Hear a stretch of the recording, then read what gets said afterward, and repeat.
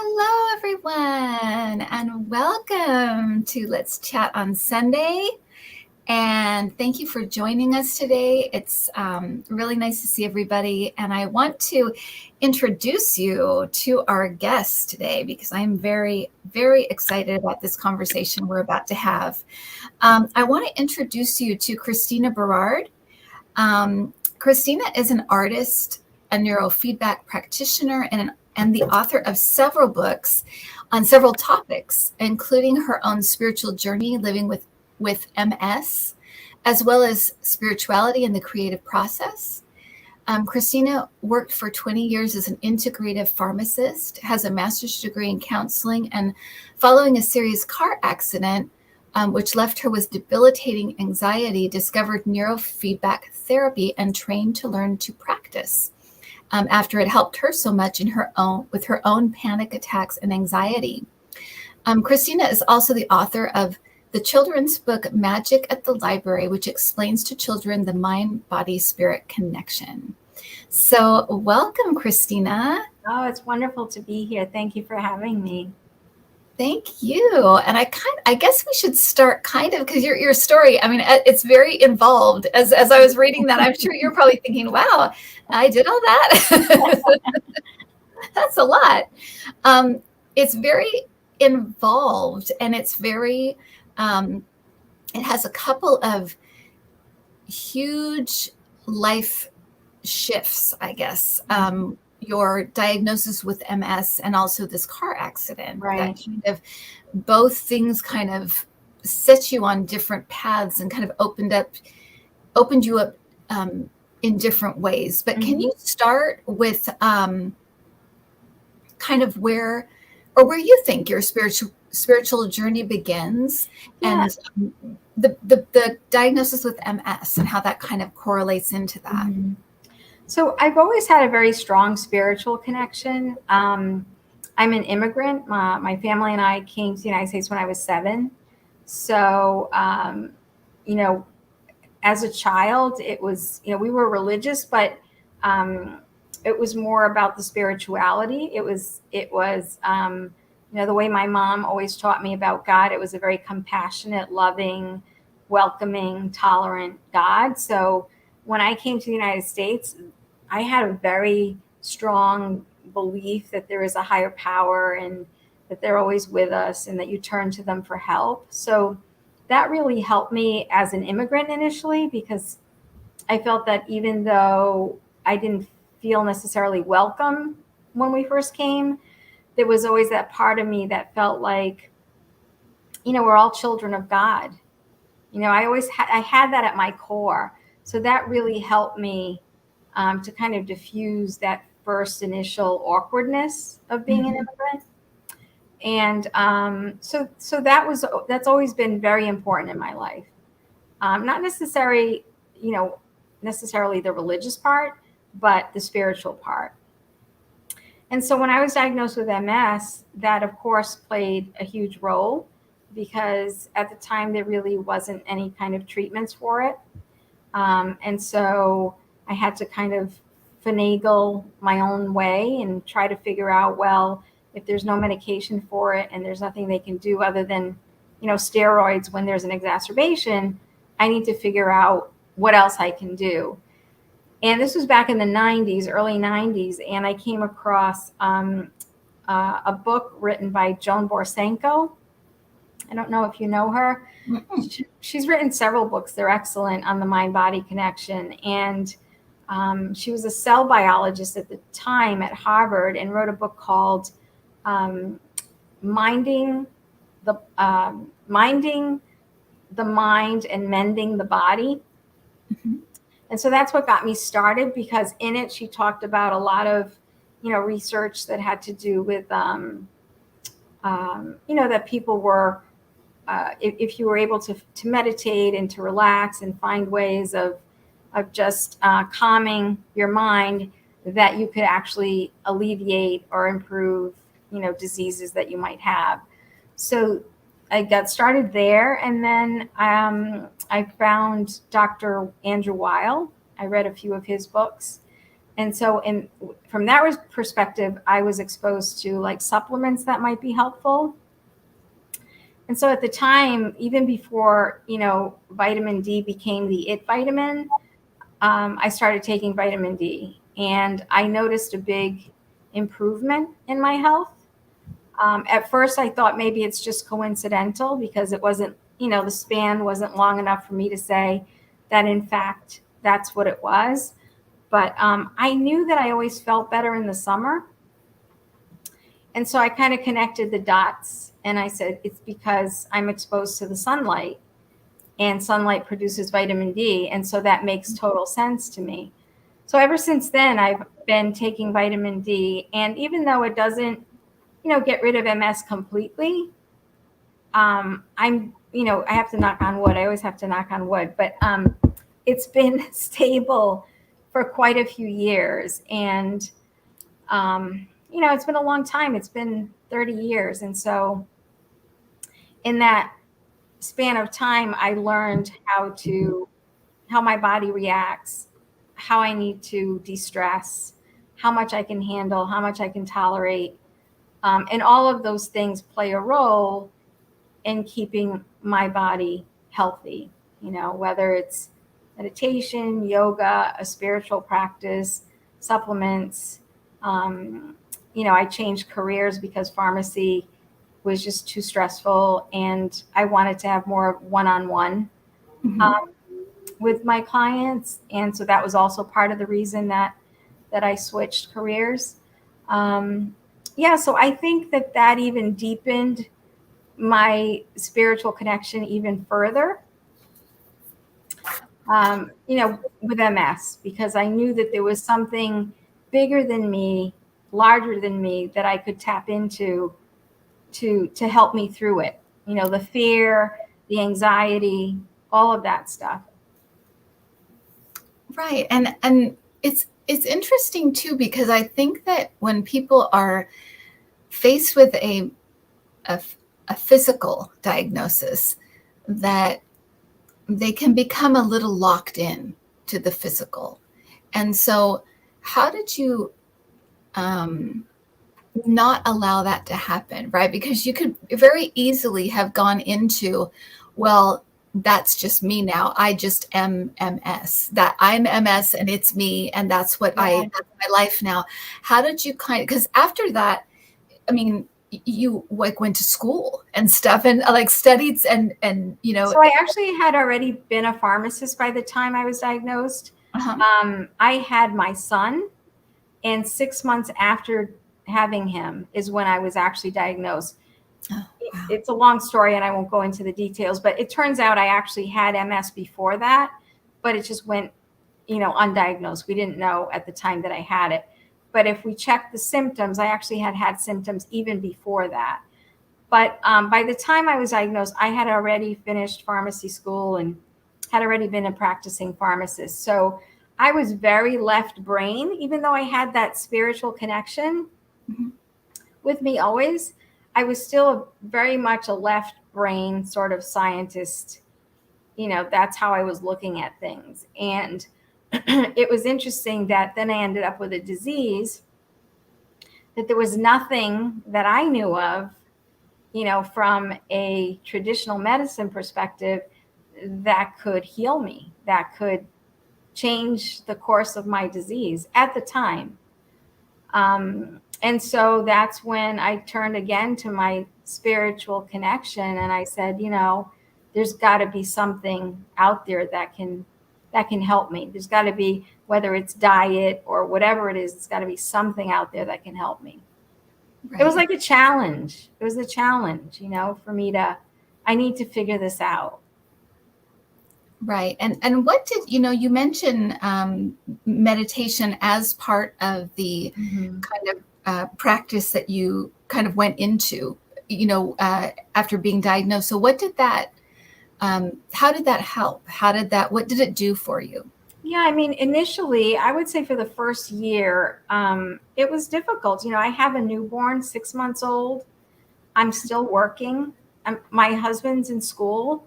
I'm the main breadwinner. And here I am with a diagnosis that is very unpredictable. Everybody that has it reacts differently, has different symptoms. There's no set course. You don't know what's going to happen. And so I had a few symptoms, but I didn't know where the future was going to bring me. And so, I had sought out a therapist because I wanted her to help me, maneuver through this new, area in my life. And then at the same time, I was reading Joan Borsenko's books and Dr. Weil's books. And, they just kept reemphasizing and showing research that showed that if you can calm the mind, a lot of your symptoms can, dissipate, or that you can minimize them.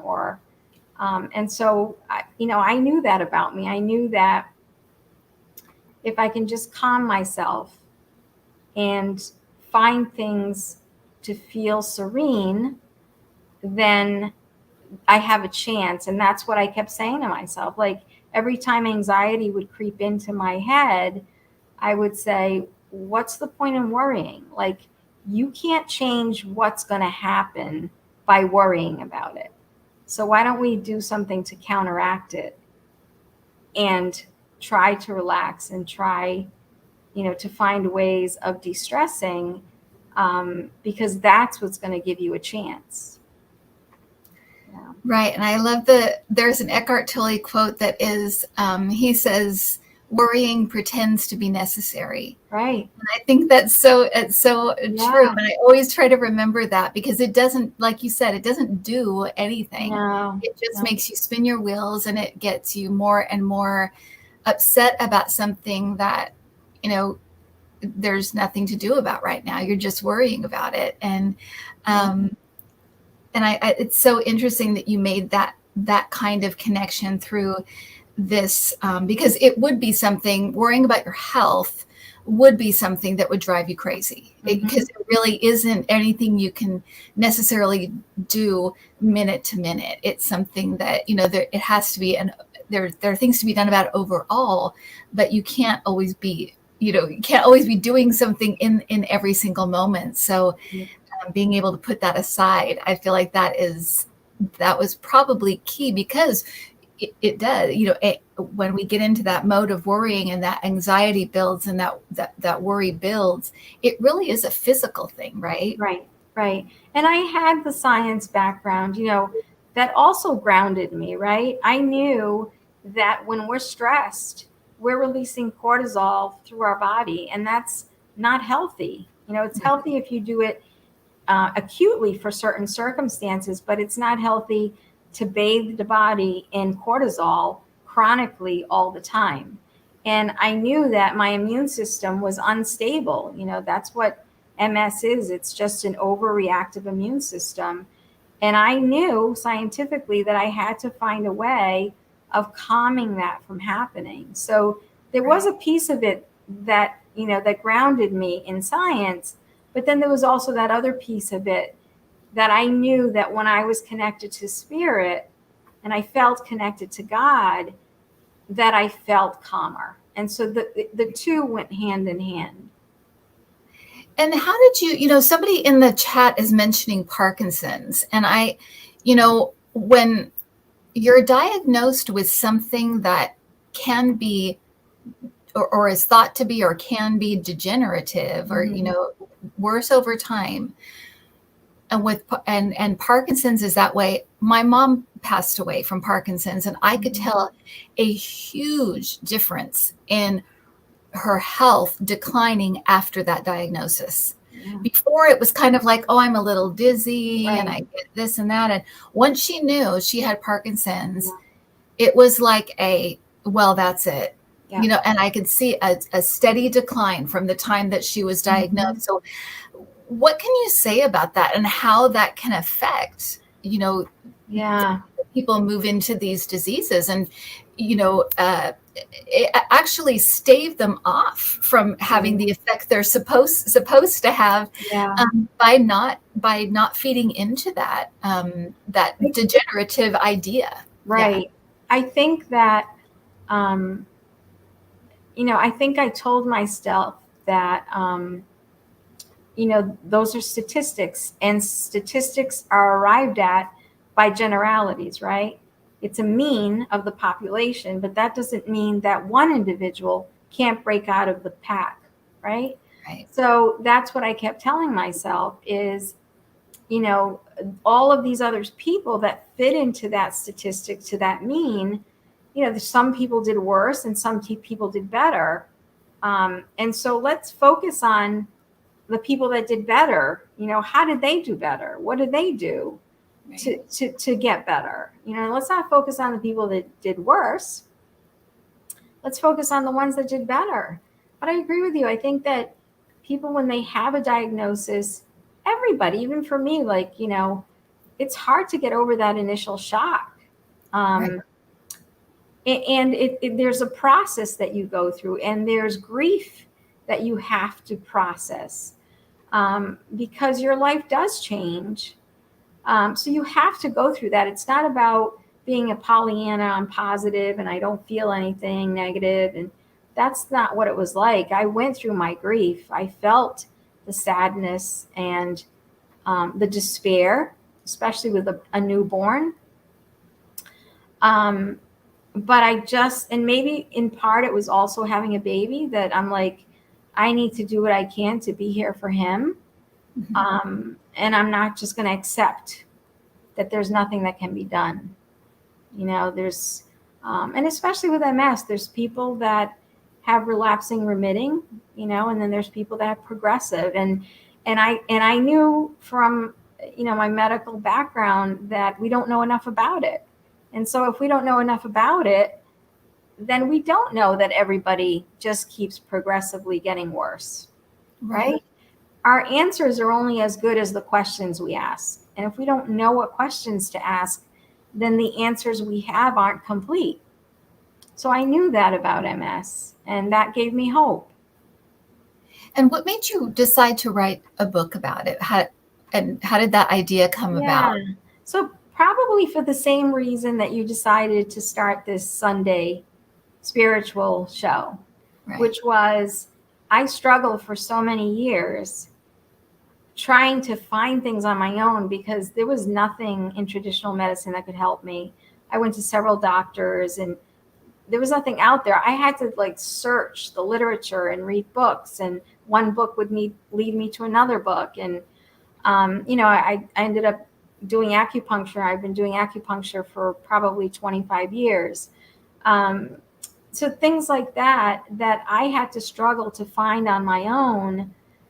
I wanted to be able to write all of that in a book, to be able to share with other people that don't necessarily have MS, or they could have a different type of disease, or they could be struggling emotionally. It doesn't really, the MS isn't really as important as the other stuff that everything else has in common, right? So whether you have a disease or you're emotionally stressed, the key is to find a way of finding peace in your life. Having a practice, whether that's, art therapy, where you release your feelings onto canvas, or gardening, or, running, or music, whatever it is for you. It's different for everybody. Whatever you can find to help you relax and get in that meditative state, that's going to help you heal. And I wanted to be able to share that with people so that I could give people hope. I think that's such a great point, and something that I've come across in doing readings for people. And in fact, my guides just gave me an image, which was very interesting when you said that, was that when and why it helps you to heal is because when we're in that flow state, we're actually inviting source energy to move through us. Yeah. And that does have a healing component. And so they're actually showing me that when you do something like gardening and you're in that flow state, that meditative state where you're opening to something that's bigger than you, you're opening to something spiritual, that you're actually inviting in that actual source energy, and that's the healing component. And then so moving from, because if MS is not a big enough thing to have to consume your time and Yeah, your life and worries and everything else, and then you have you're a new mom as well. right. You have a, and you can set up the time frames for us so we know when this happens, but you have an awful car accident that Right. left you with awful anxiety and Hmm. panic attacks. And can you talk about the accident and also the anxiety that you suffered afterwards? Yeah. So, before, maybe because I've always been sort of a even keel kind of person. I think that most people would describe me that way. But after the car accident, I was T-boned at an intersection. So somebody hit me head on going 45 miles an hour. And so I hit my head and there was a gash. And in that moment, I felt like time slowed down, like everything was happening in slow motion. Mhm. And to the point where I was on a bridge. And if the car kept rolling, it would have fallen off the bridge. And I couldn't move my legs. And so to put on the brake. And so I just told myself in that moment, I said, snap out of it and grab the emergency brake. It was like, you can't just let go and just say, oh, well. Right, right. And so there was something that came through me like, wake up, snap out of it, and pull the emergency brake. And so I did that, and that stopped the car from going over. Oh my gosh. After that, I really, other than that, than in that moment, sort of feeling like dissociative, Mm-hmm. they took me to the ER and they assessed me and stuff. I wasn't nauseous. I wasn't dizzy. I was walking fine. I didn't have your stereotypical concussion, side effects. And so I thought, well, I must be okay because, they didn't keep me overnight or anything. I seemed fine, went home. But as the weeks progressed and months and years, I kept getting worse and worse anxiety attacks and panic attacks. And, early on, I thought, well, it makes sense. I had a car accident, so I'm afraid to drive now. Okay, that makes sense. So I went to therapy and I went to acupuncture and, I took magnesium to try to relax me. And I did all the things I had learned how to do for MS Mm-hmm. to try to relax. And even though they helped, it still progressively kept getting worse to the point where like I couldn't drive 20 minutes. If it was 20 minutes from my house, it was too far away. And so I had the accident in 2006 and a few years went by and a friend of mine finally said, why don't you try neurofeedback? I had never heard of it. And I'm thinking it's some kind of like breathing exercise. I'm like, I've done all that. It's not helping, you Yeah. know? But he's like, and so then 6 months went by, and now I'm at a point where my husband has to drive me to certain places. And I don't like losing my independence. And so at that point, I'm like, okay, who's the woman? What's her name? I'll go see her. And yeah, so I went to her and I just complained about my panic attacks and my anxiety. And within the first week, I know, so it was 2 sessions the first week. And I noticed feeling calmer. And it was like the colors outdoors, like all of a sudden the trees were greener, the flowers were brighter. It was weird. It was almost like the windshield was dirty. And all of a sudden she kind of just wiped the windshield. So Wow. Uh-huh. my life just looked more vibrant. So I thought, well, maybe it's just because I feel like somebody's helping me and I'm in a good mood because I feel like I'm getting help. And I just thought it was like, whatever, this person was very nice. She was personable. And I thought it was like a placebo effect that was happening. But then the second week, I caught myself driving and not even realizing and enjoying the ride. Wow. And I'm like, I've been suffering for years. And the second week into this, I'm like enjoying the ride. I thought, wow. But that didn't convince me either. That was like, okay, well, she is nice. She's a good therapist, you know? But then I realized I had an MS symptom down my left leg for years. It was kind of like a buzzing sensation that went all the way from my hip to my foot. Oh. And I thought, well, it's just something I have to live with. It's not too painful and, doesn't really bother me.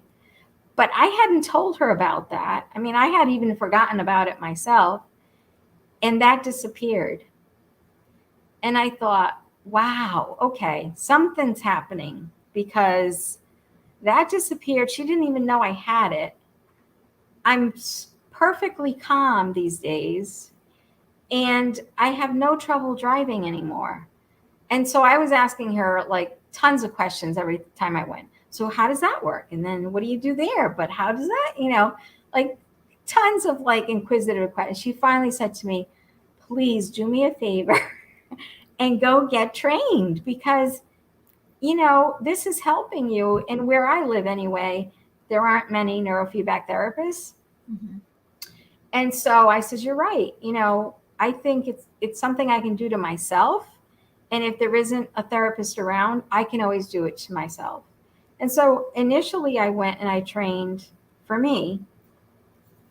But then I found it so fascinating, the science behind it, and knowing how it helped me so quickly. And, having said that, I'm, unusual that I responded so quickly. But, knowing how I responded, knowing that I tried all these other therapies, I just said, I want to do this. This is what I want to do. I can't keep it to myself. This is too good to keep to myself when there's so many people struggling. And can you explain to us what neurofeedback is for those of us who don't know what it is? So I'll try. Yeah, okay. Or But even what the session looks like, what happens in a session. Yeah. So just before I continue, because it gets a little convoluted, I have videos on my website that if people are confused, you can go there, and they're much clearer. They can get more information on. Right. But it is something, the way I do neurofeedback is you have to do it in person. So you're working with the therapist in the office. Mm-hmm. And so I don't know if you remember operant conditioning from college. So it works based on, the reward and punishment. So you can train cats, for example, to do something by giving them food, right? Uh-huh. You reward them for doing what you want them to do, and you punish them by not giving them food, right? So you can train them like that. So actually neurofeedback was discovered back in the 1960s at NASA, because they were trying to prevent their astronauts from getting seizures when they were exposed to the fuel. They realized that they had a subset of cats, and some of them, when they exposed them to the fuel, would have seizures. And then the other half of the cats wouldn't have seizures. And they were like, well, what's the difference between these cats? Why are some having seizures and some aren't? So it turns out that the scientists that had brought the second half of cats to help them do these new studies had trained his cats in a sleep study to produce a brainwave called SMR, sensory motor rhythm. Turns out that when you enhance that brainwave, it stabilizes the brain. So what was happening was, in the cats that had pre-trained to produce this brainwave, the seizures were either non-existent or minimal.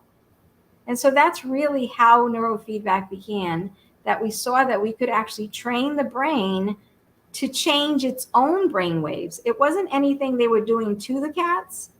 It was just through reward and punishment that they were encouraging the cats to change the brain waves. So we know it can work on cats, right? Right. So the way we do it with humans is, the human brain likes to see things with clarity. So we use clarity as the reward.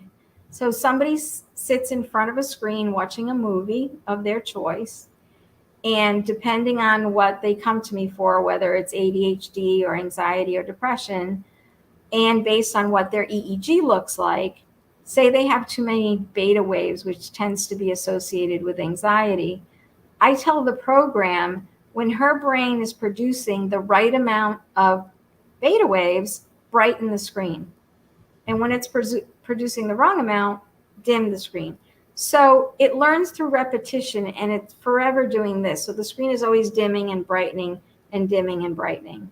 And the brain on its own figures out the pattern and it changes. Wow, that is fascinating. And so in a session, is that what you're doing?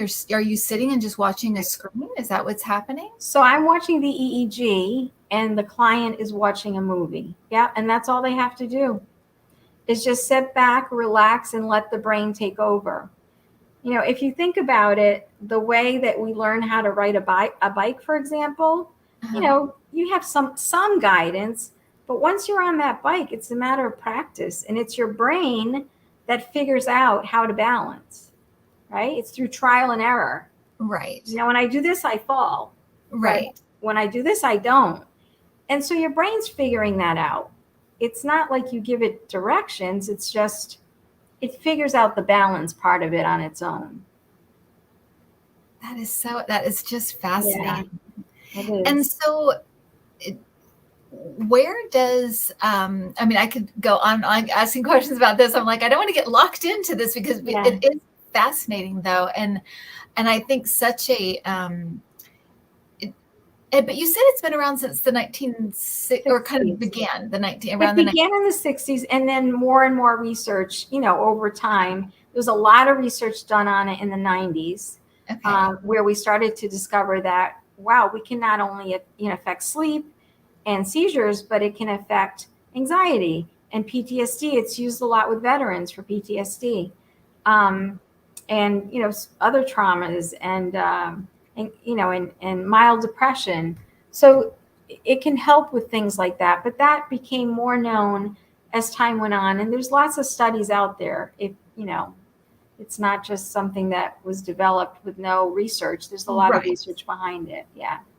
That's fascinating. And so how did, along with this, how did art become part of your own kind of therapy, and how did you kind of decide to share that as well? Because I love the fact that you're discovering these things for yourself, but you're also sharing them, because I feel like that is the point. When we go, that is the point, is when we go through something difficult and we figure out, oh, this is my way out, or this is how I did this. I do think we're supposed to share it. I think that's the point.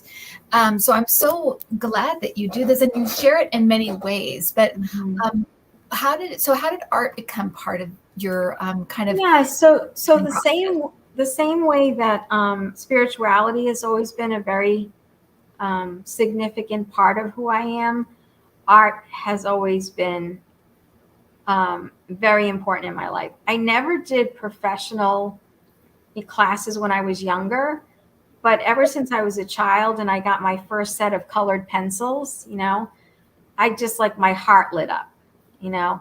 So I've always sketched or colored or painted at every stage of my life, whether I was a kid or in college or you know, or working. I always created time for me to do that, because it's a way that when I'm in it, I'm lost. Like, I don't think about my problems. I don't think about issues.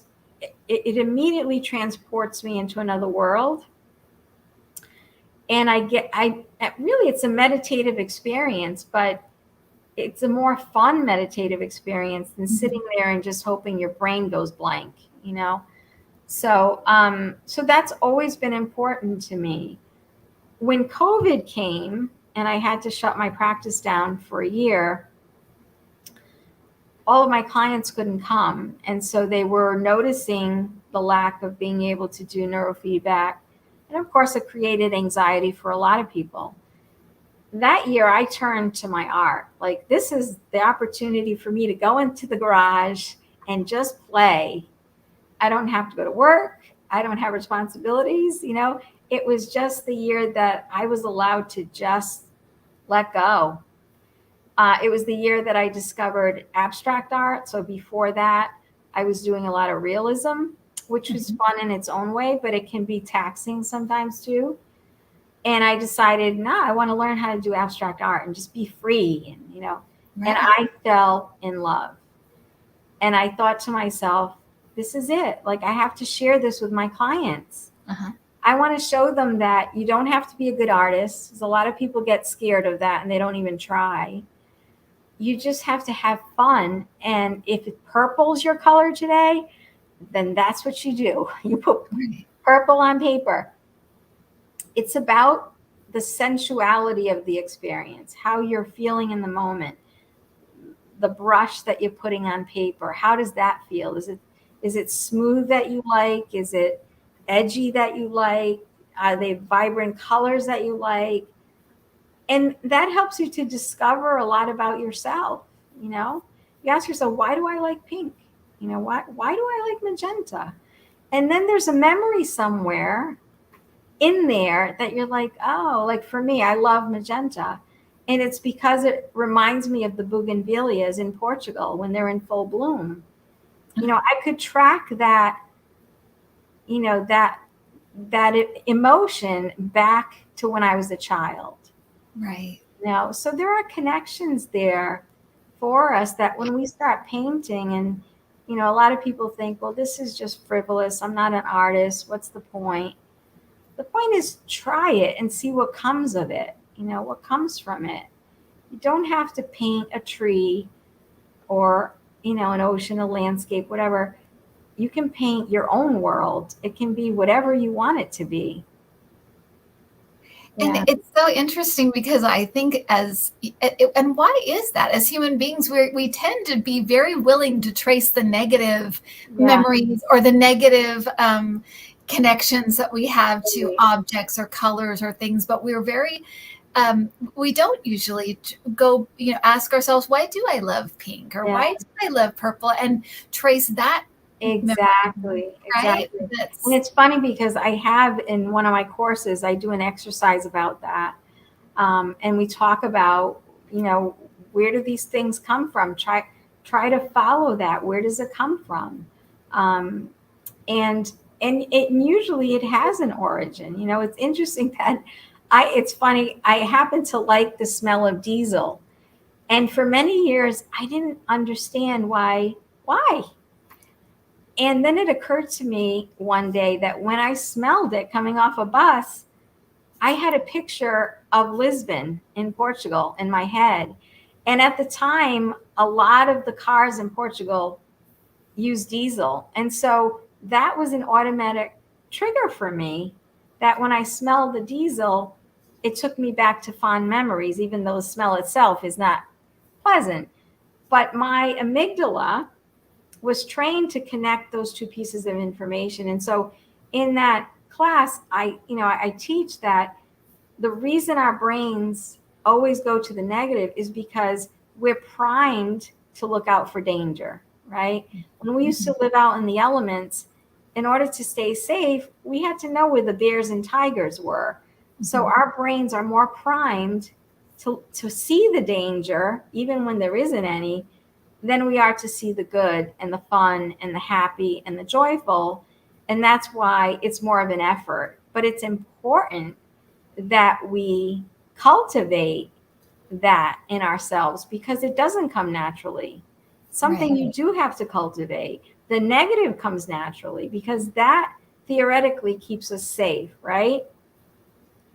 But when it's constantly causing worry and concern and anxiety, that's bad, because now we're being flooded with cortisol constantly, and that's not healthy for our bodies or our brains. Right. And I wanted to bring in a comment from it's from Holly here.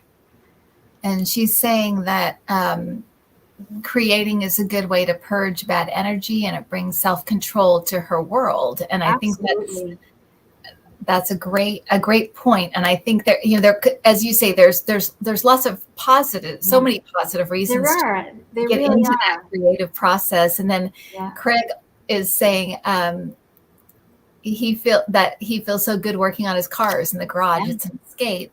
And that, I can imagine too, has you know, with art, you're not only taking part in that creative process, but you're also, like you said, probably conjuring up, old positive memories or positive things that come from the color. But with something like working on cars, I would imagine it's also that multi sensory experience where you're smelling the cars, the oil, and that probably is related to something for Craig as well. Exactly. And then he also has this mechanical thing that he's doing with his hands, and that he can kind of have an escape into. And I had the same thing with Diesel, but I know that I traced it back too. And it's to I had a grandfather that passed away when I was about 4. Mm-hmm. So I have very few memories of him, but one was the smell of he had a truck, and the smell of the diesel that would go into the truck. And that's how that memory, or how that smell was so positive for me. It's so amazing. And the other thing I wanted to ask you about this is that you bring up just the fun of doing it. And I think sometimes, especially as in Western culture, in the United States especially, we have this thing about, well, how is this going to earn me money? Or how am I going to, is this a waste of time? My time is worth something, and the idea of just doing something for fun for some people might seem unproductive or not productive. And I think we get very hung up on that. So do you agree with that, first of all? But no. Totally not. That a little bit, and kind of letting that go. Yeah. I think that we're better people to other people when we're happy ourselves, right? So it's not just a selfish thing. It's that, my husband's a very left brainer, right? We've been married for over 30 years. So, we complement each other very well. And he's learned over time that having time to do art for me is essential for everything, for our relationship, for me having the patience and peace and presence to be there for my clients. I need that space. Sometimes, I can't always have a day to do it. So what I've learned over the years, again, you kind of learn these things, to help you through it, is I learned how to create a wet palette, so that I set up a wet palette. It's on the table the whole day.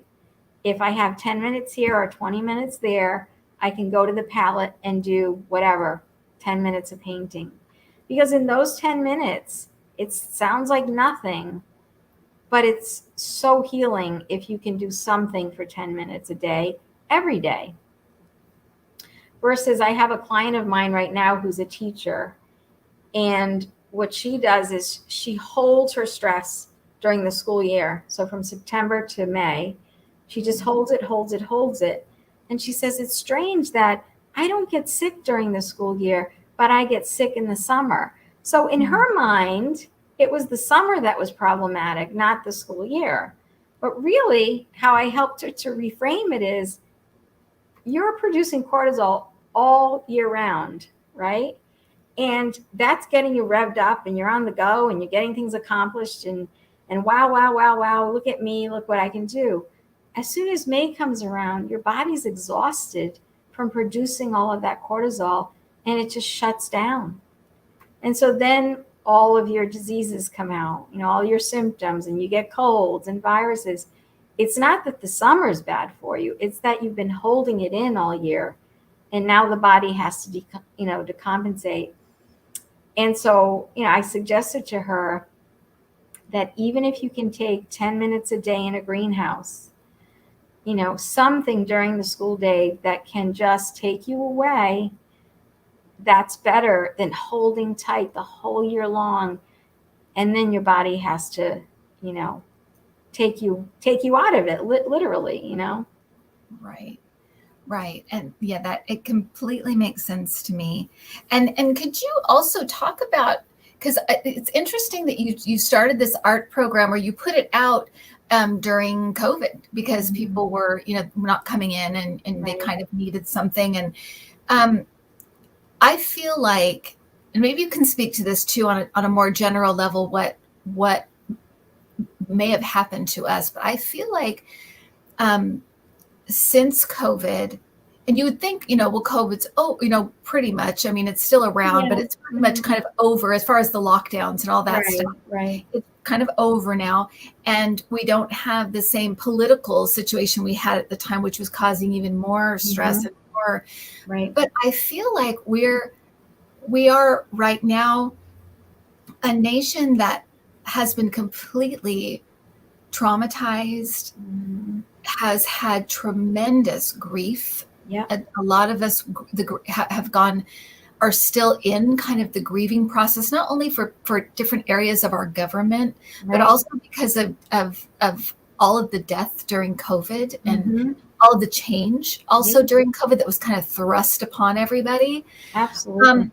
What do you say about this, and what do you, just kind of your thoughts on it as what happened to us as a collective, and what that means maybe to the individual? Because I feel like as an empath, it's reverberated ever since. If I'm not feeling it like personally myself, I feel it from other people. I feel it from the world, or an email that I get that's like, what's going to happen now? Because it's like there's just this constant, it's like we're all kind of holding ourselves for the next horrible thing. So how do we move out of that? And what do you, just speak to that in general. Yeah, it's funny because I have, so when COVID happened, my son was in his mid-20s, and, he'd get really upset about it. And a lot of this stuff, politics and the virus, and a lot of stuff was happening. And, there were times where he was getting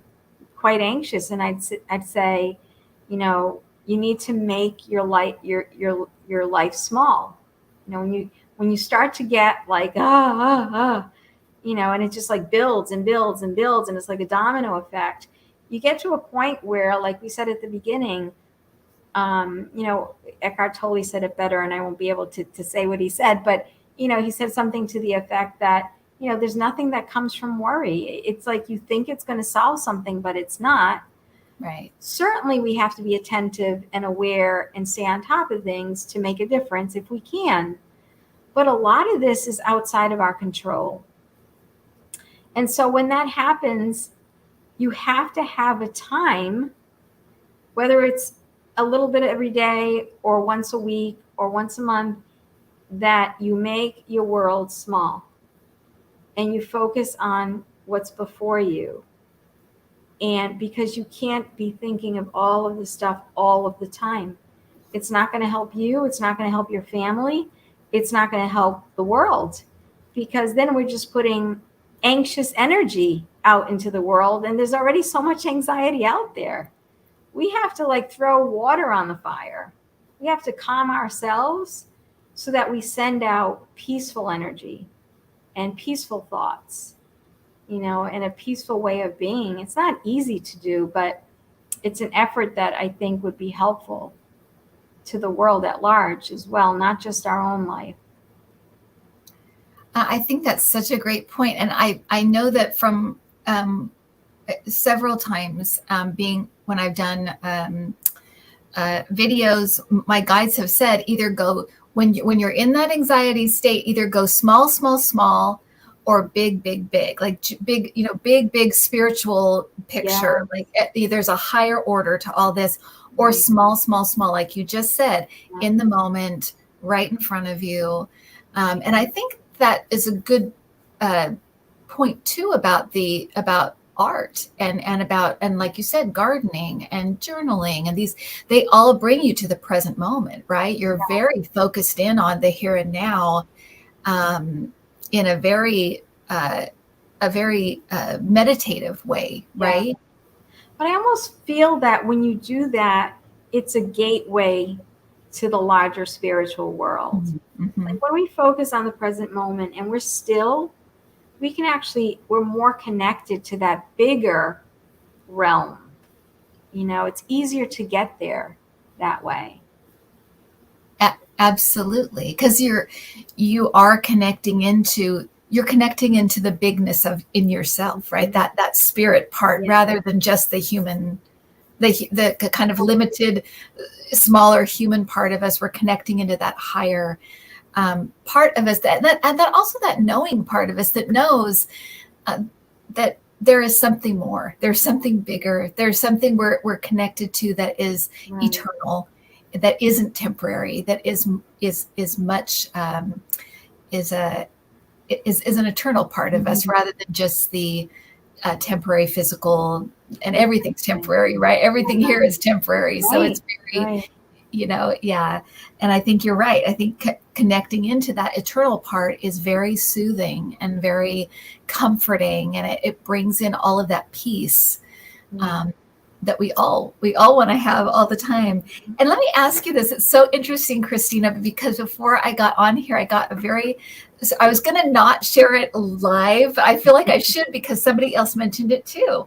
I was going to tell you off, when we got off, but I got a very clear message that you need to do a podcast. And I saw somebody in the chat said, does she have a podcast? She really should have a podcast. So that's my message to you. Think about it. I appreciate it. I'm an adventure. I've never considered myself a talker. I'm more of a writer, but it'll definitely keep that in mind. Well, and it's interesting because with things like this and and things like a podcast and stuff, you can make it your own, right? You can make it a 10-minute little message that you just put out to the world, or you can make it an hour-long show where you bring on guests. It really can be anything you want it to be. But I'm telling you, all of your experiences and all of your desire to share with other people, I think is it's so apparent to me. It's so obvious to me that that's part of your joy in life, is not only gathering up and understanding all of these things, but sharing them. Yeah, right? for sure. Yep. That's why I do what I do. Yeah. Exactly. And people are all just really enjoying this conversation, and I wanted to share with you. I think it was Holly again said, well, anyway, somebody said that it's as if our whole country is kind of holding its breath and kind of waiting for some kind of exhale, waiting to exhale and be able to just, okay. Right. And I think that that's problematic. I get it because I want to feel that myself too. Yeah. On a grand scale, right? I want to feel it in a grand way. But it brings me back to what the teacher was doing, that she was holding her breath the whole school year until she could let go. But what that does to us, we have to try to breathe through it, even in the middle of the worst times, because if we're just holding on to that anxiety and not doing anything to process it, that's going to, affect us badly. Whether it's going to affect us physically or whether it's just going to make us irritable and less emotionally available to our families. It's different for everybody, but it's not going to look good if we do that. It doesn't affect us in a positive way. It's only going to affect us in a negative way. So, whether your thing is photography or music or, taking drives to the ocean, whatever it is that de-stresses you, I think it's important that we all try to incorporate it on a daily basis, if we can, even if it's for 10 minutes. Right. I couldn't agree more. And everybody's saying, well, first of all, Sandy's saying, yes, do the podcast. Robin is saying, yes, do it. Deb is saying, you have a very nice voice and are very uplifting. So, yeah, so everybody's agreeing. So that's very interesting, right? You didn't expect that when you came on. No. I guess I'll have to think seriously about it. Hard about it, yeah. And let people know, Cristina, and thank you so much for coming on and talking about. I think these things are all so important, and for sharing your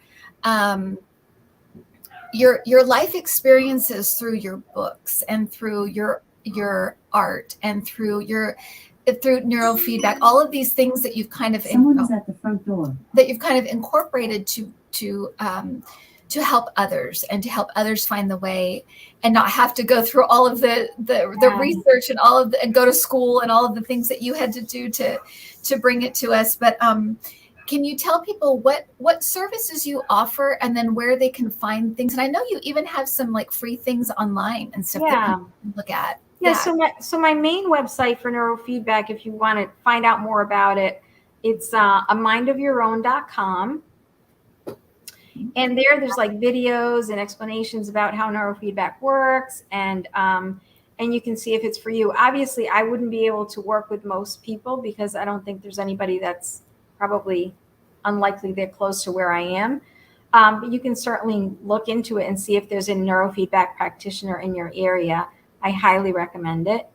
The other thing I have are listening to a Mess, a Spiritual Journey is my first book. And that's, obviously geared towards adults that are struggling with something in their lives. That's available on Amazon. So if you go to Amazon and you write in Anna Cristina Berard, so ANA, and then Cristina with no H, Cristina Berard, you'll find the books more quickly because there's other Cristina Berard. So all of my books are under Anna Cristina Berard. My children's book was my attempt to capture what I describe in the adult book, but put it in a story so that I could convey the message of believing in yourself, having a connection to that higher power, living in a healthy way, the importance of friendship, that can be healing in and of itself to have healthy people around you. And I put it in a story that's an adventure story for kids so that they could resonate with it. And it could communicate that in a more creative way to tap into a child. And then I have a YouTube channel that's A Mind of Your Own 49. So at A Mind of Your Own 49. And what happened was during COVID, I had my course up on Kajabi. But at the time it was affordable because I had people taking the course and it was fine.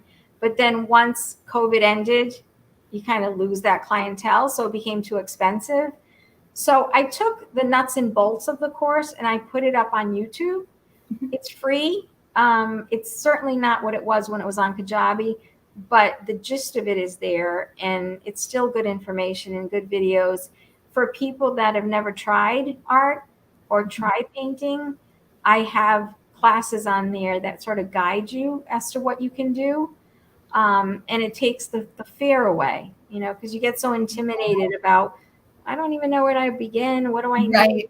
I'm not an artist. You hear that all the time too. So I took that away from people so that they don't have to fear it. Yeah. So if you're interested, that's on YouTube at A Mind of Your Own 49. Yeah. Great. And I put links to your Gmail and your website in the description, and I'll have you send me your YouTube channel so I can also add that, and then people can go straight to that. Okay, great. Okay. Yeah. Well, and everybody, again, people are like, yes, do the podcast. And Linda said it would be great to hear from you on finding your way out of the collective trauma we've all been through. And Linda, she touched on that a little bit about kind of going small, right? And kind of going into that personal space. So if you can just, can you touch on that real quickly again? I think that going small. So, even with traditional therapists, they often, when you're feeling anxious, they'll often tell you, smell something beautiful or an orange, something that's really pungent so that it brings you right into the moment. Wash your face with cold water. these experiences bring us into the present and take our amygdala from worrying about things that we have no control over. So when you're experiencing all of this stuff, a lot of people are in our country. If we can find ways of coming into the present, art is a wonderful way to do that. Music, gardening, hiking if that's for you, going to the ocean and looking at the horizon. All of these things help us to bring us into the present, and that lowers cortisol levels. When we can lower cortisol levels, that improves the function of the brain. It makes us less anxious. It helps our hippocampus not shrink so much, so it works, better. When we have a lot of cortisol, we can't learn very well. We can't memorize very well. Our memory is impaired. So anything we can do to lower that cortisol is great medically, right? But then the spiritual piece is that I find personally, when I'm able to do that, I'm better able to connect to the divine. When I make my life small, my world small, it's when I feel closest to God. Mm-hmm. Right? So that can help the collective, because if we can all do our part in finding 10 minutes every day to calm ourselves and be at peace and connect to the divine, then we're putting that out into the world as well, through energy or however you want to, explain it. I don't know. But however that works, we're helping to soothe the planet. Right. In that way. And being calm and being at peace is transferable, just like being anxiety ridden is transferable. Because I know personally, I hear all the time, you calm me down. And it's because I'm calm. So they can look at me and say, well, you're calm. I always think about I always do this in an airplane with the flight attendants. If they're we start having turbulence, if they're calm, I can be calm. So it does have a transferring effect, right? It does. Absolutely. Yep. Yeah. So I think that is a way that we can work on ourselves. It seems like we're only helping ourselves, but on a larger scale, we're actually helping the world as well. Right. Exactly. Well, thank you so much, Cristina, for doing this and for sharing so many personal things about your own journey, and then sharing the solutions as well, because I think it's just so helpful and so generous of you to do that. It was my pleasure. And thank you so much for having this format. It's, like everybody else, it was a pleasure to watch you during COVID, and it was a moment of sanity in my life during the day. So, well, and right back at you, because I'm like, this is a group effort. I can't, talking to everybody and getting their feedback as well kept me sane as well. So it was a group effort, it really was. Well, thank you, Cristina. And thank you, everybody. And please come back next Sunday and we'll have another wonderful spiritual conversation, which hopefully will lift you and give you some ideas to incorporate into your own life. And you can find Cristina at her website. I will have all of her information in the description below. So go ahead and find that. And if you can't find something, or you have questions about Cristina, or you need my help, just send me an email at intuitiview@gmail.com, and I'll help you get to her. Okay. All right, everybody. Thanks so much. Thank you, Cristina. Thank you. Bye. Have a good day. Sunday, everybody. Bye. All right. Bye-bye.